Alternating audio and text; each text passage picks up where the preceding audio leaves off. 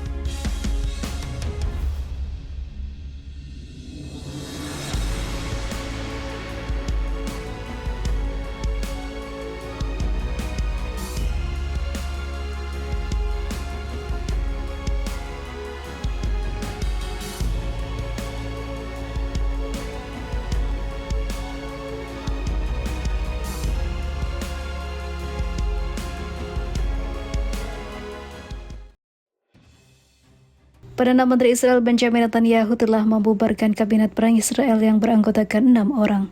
Seorang pejabat Israel mengkonfirmasi pada hari Senin kemarin. Pejabat itu mengatakan pembubaran kabinet perang Israel adalah langkah yang diharapkan secara luas setelah Benny Gantz mundur dari pemerintahan Netanyahu.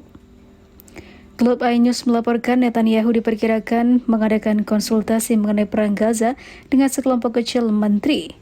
Tujuan yang dilakukan oleh tentara IDF untuk melakukan penyerangan ke Gaza hingga saat ini belum tercapai, bahkan mereka kesusahan untuk melawan pasukan Hamas. Sementara itu, Menteri Pertahanan Israel Yoav Gallant dan Menteri Urusan Strategis Ron Dermer pernah berada di kabinet perang mengaku merasa senang karena dibubarkannya kabinet perang yang tidak berguna ini. Seperti diberitakan, Gantz dan juga Eisenkot keduanya meninggalkan pemerintahan pekan lalu.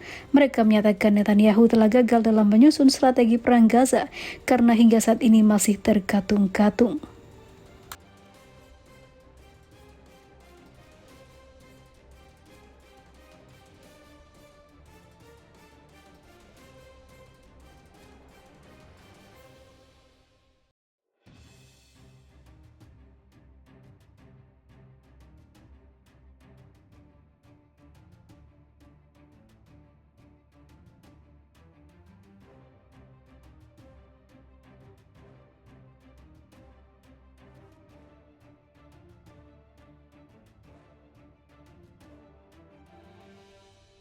Dasar Zionis laknat, anak yang selamat dari pembantaian di Nuseirat sebut tentara Israel sengaja menembaknya. Muhammad Matar mengatakan kepada kantor berita Anadolu tentang kengerian pembantaian yang dilakukan tentara Israel terhadap warga Palestina di kamp pengungsi Nuseirat di jalur Gaza Tengah. Ajaibnya, anak berusia 15 tahun itu selamat dari serangan brutal tersebut. Matar dirawat karena lukanya di rumah sakit medis Nasser di Han Yunis. Seorang tentara Israel menembaknya 2 kali dari jarak dekat, mengenai bahu dan perutnya. Peluru keluar dari tubuhnya melalui punggungnya. Serangan tentara penjajah Israel pada Sabtu menewaskan 274 warga Palestina dan melukai 700 orang lainnya dalam pembantaian yang dilakukan setelah pemboman artileri dan serangan udara besar-besaran terhadap kamp pengungsi. Matar sedang berjalan di jalan ketika rentetan ledakan dimulai. Dia tidak menyangka kawasan tempat tinggalnya akan berubah menjadi medan pembantaian oleh tentara Israel. Dia menjelaskan, dalam hitungan detik, sejumlah helikopter Israel terbang di atasnya dan menembak secara acak ke jalan tempat saya berjalan. Dia segera menuju ke rumahnya dan berkumpul bersama anggota keluarganya di ruang bawah tanah untuk berlindung. Beberapa menit kemudian, keluarga tersebut mendengar suara tank Israel di daerah tersebut, jadi mereka berlari ke lantai pertama, karena mereka pikir akan lebih aman. Segera setelah itu, tentara Israel menyerbu rumah keluarganya. Ada sekitar 10 orang di dalam rumah, dan tiba-tiba tentara mengambil saudara laki-laki, ayah, dan kakek saya, menutup mata mereka dan menutup kepala mereka dengan tas hitam, papar dia. Saat itulah seorang tentara mendekatinya tanpa peringatan dan menembaknya 2 kali. Dia tidak bisa berdiri, jadi tentara itu menariknya dengan paksa, lalu melemparkannya ke lantai. Tubuh saya lumpuh pada saat itu.